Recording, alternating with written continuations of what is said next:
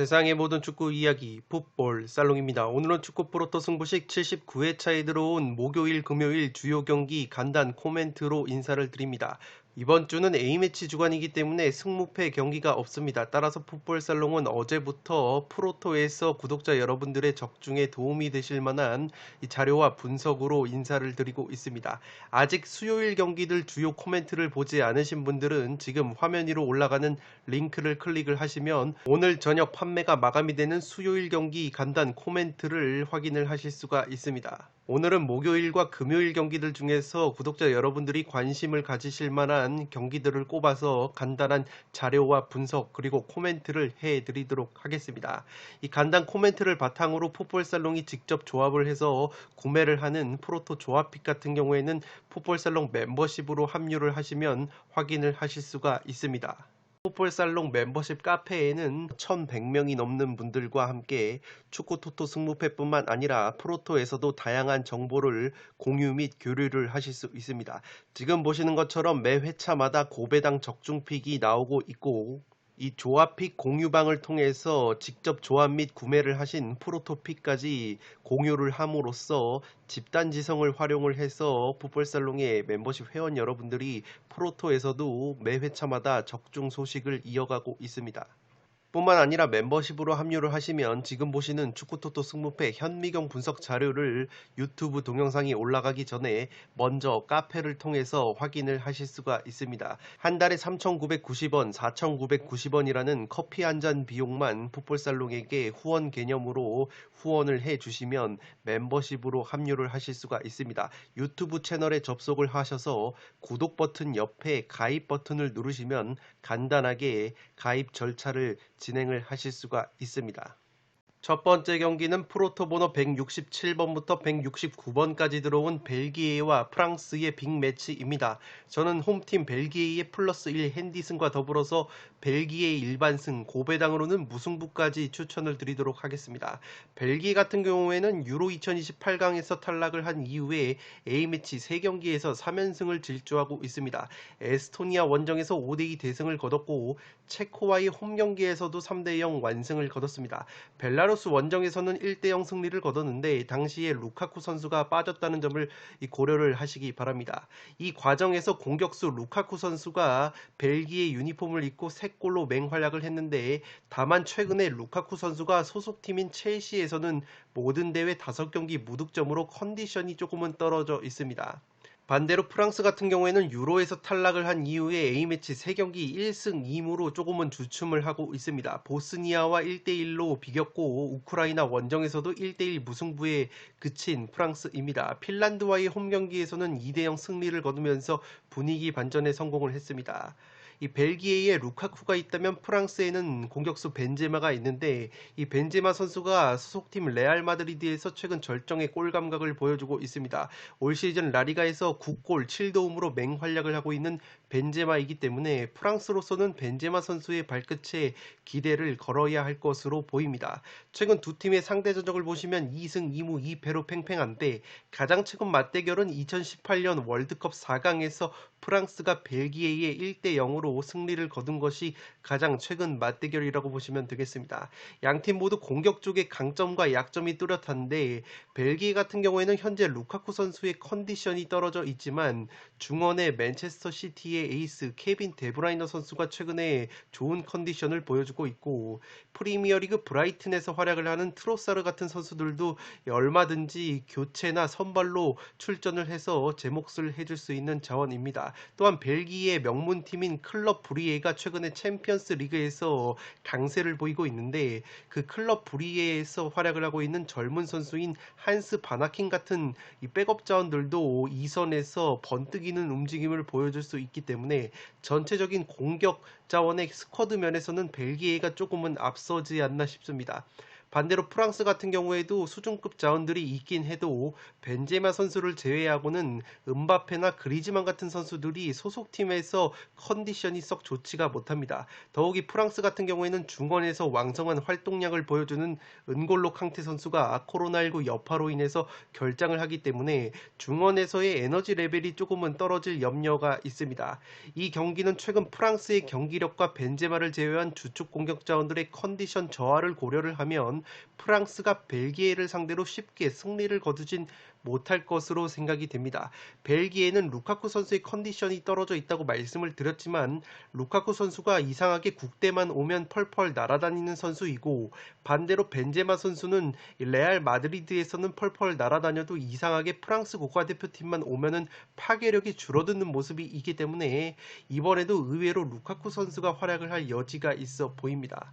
교체 자원들의 컨디션이 벨기에가 좀 더 나아 보이고 특히 벨기에가 최근 챔피언스 리그에서 맹활약한 클럽 브리에이의 젊은 자원들도 의외의 한방을 보여줄 수 있는 자원들이기 때문에 전체적인 스쿼드 면에서 벨기에가 좀 더 우위인 느낌입니다.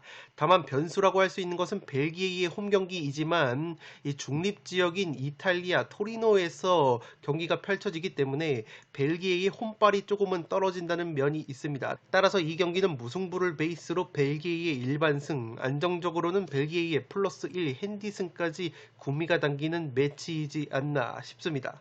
두 번째 경기는 프로토번호 158번부터 160번까지 들어온 사우디와 일본의 경기인데 사우디의 일반 패배로 가보도록 하겠습니다. 월드컵 아시아 최종 예선 B조 3차전 맞대결인데 사우디 같은 경우에는 최근에 홈에서 베트남의 3대1 완승, 원정에서도 난적 오만에게 1대0 승리를 거두면서 2연승으로 현재 B조에서 2위를 달리고 있습니다.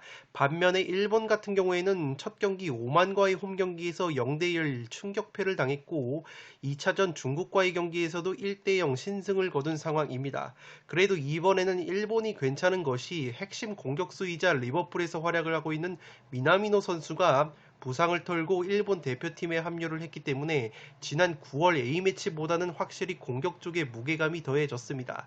또한 최근에 셀틱으로 이적을 해서 맹활약을 했었던 공격수 후르아시 선수가 지난 중국과의 경기에서 부상을 당한 다음에 이 소속팀인 셀틱에서도 한동안 경기를 뛰지 못하다가 최근 두 경기 연속으로 출전을 했습니다. 특히 이틀 전 리그 원정 경기에서는 90분 풀타임을 소화를 하고 골까지 기록을 했기 때문에 후르아시 선수가 합류를 한다면 일본이 지난 9월 A매치보다는 공격 작업이 좀 더 원활하게 이루어지지 않을까 싶습니다. 현재 일본 대표팀에서 후르아시 선수를 차출 요청을 했었다는 기사가 있었는데 당시에는 셀틱의 감독님께서 아직 후르아시의 몸 상태가 완전하지 않기 때문에 대표팀 차출이 우려스럽다고 말씀을 했는데 최근에 후르아시 선수가 풀타임을 이미 뛰었기 때문에 몸이 오롯이 회복이 된 것 같습니다. 그렇기 때문에 이번 일본 대표팀 차출도 응할 것으로 보이기 때문에 후르아시와 미나미노가 나와준다면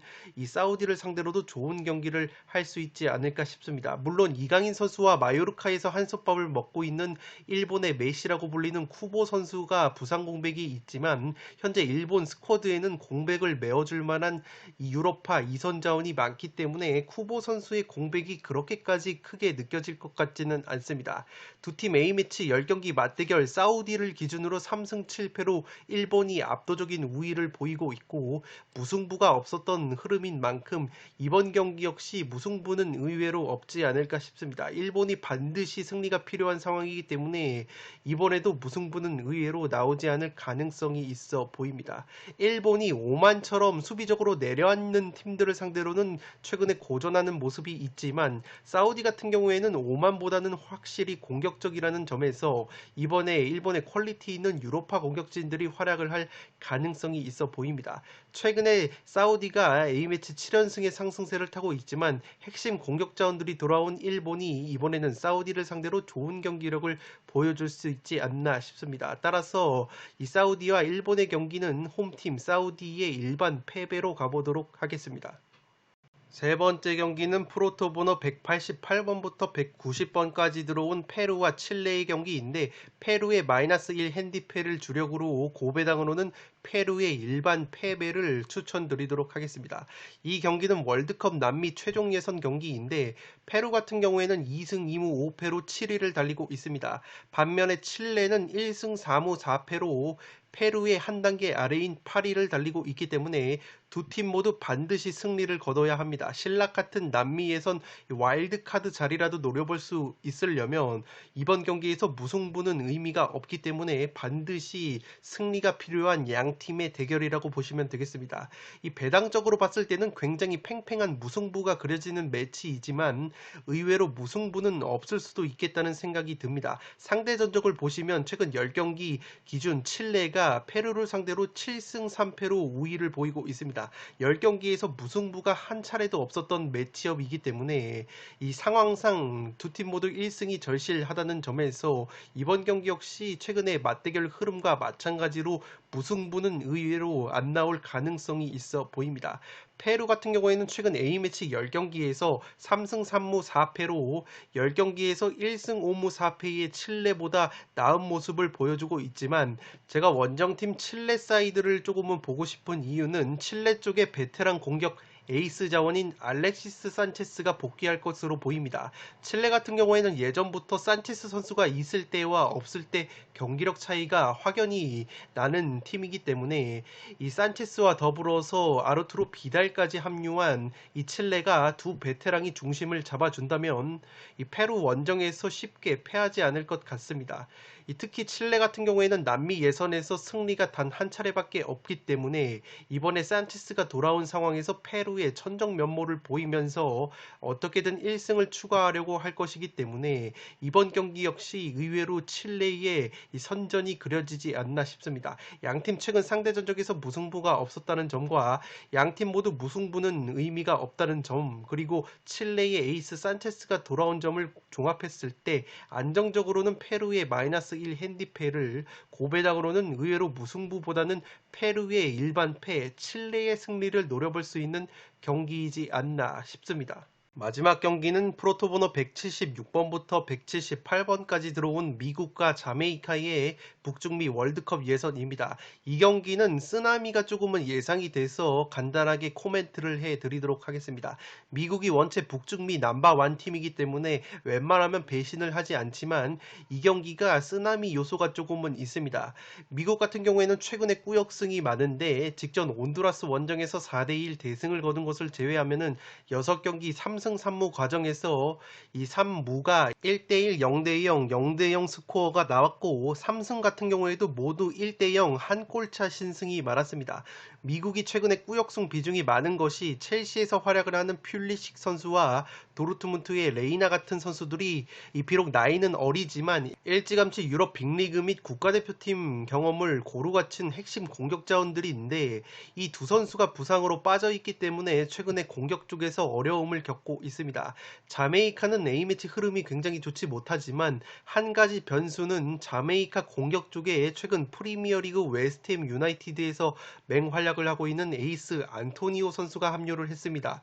원래 안토니오 선수가 과거 잉글랜드 대표팀에도 몇 차례 뽑힌 적이 있는데 최근에는 원체 잉글랜드 쪽에 자리가 없기 때문에 이 안토니오 선수가 이번 카타르 월드컵 출전을 위해서 잉글랜드가 아니라 이 국적을 자메이카 쪽을 택하면서 자메이카 팀에 합류를 했습니다. 최근에 자메이카 대표팀으로 A매치를 소화하고 있기 때문에 이 안토니오 선수가 상당히 변수가 될 것으로 보입니다. 안토니오 선수가 최근 프리미어리그에서 굉장히 좋은 활약을 보여주고 있고 유로파리그를 포함을 해서 올 시즌 모든 대회 8경기에 출전을 해서 6골 4도움 10개의 공격 포인트를 기록을 하고 있습니다.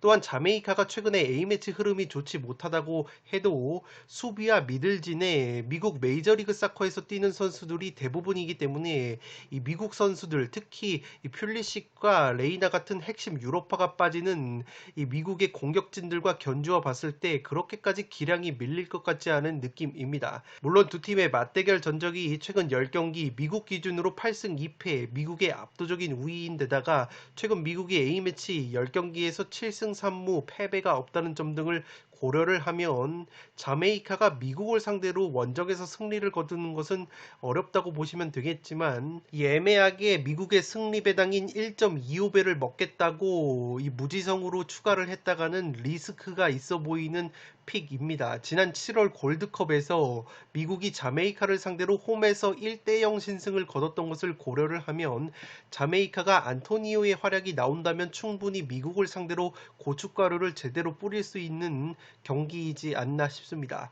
참고로 지난 7월 달에 미국이 자메이카를 1대0으로 꺾었을 때는 이 자메이카 대표팀에 안토니오 선수가 합류하기 전이었기 때문에 이 안토니오 선수가 최근에 절정의 컨디션을 보여주고 있는 만큼 안토니오 선수의 활약이 나와준다면 이 저배당인 1.25배를 먹겠다고 조합픽에다가 미국의 승리를 추가하기에는 조금은 리스크가 있는 매치이지 않나 싶습니다.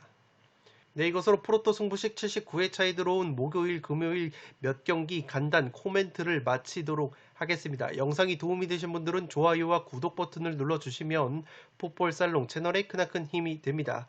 구독 버튼 옆에 종 모양의 알림 설정을 해주시면 그 누구보다 빠르게 양질의 축구, 프로토, 승무패 관련 분석 컨텐츠를 만나보실 수 있습니다. 지금까지 풋볼살롱이었습니다. 감사합니다.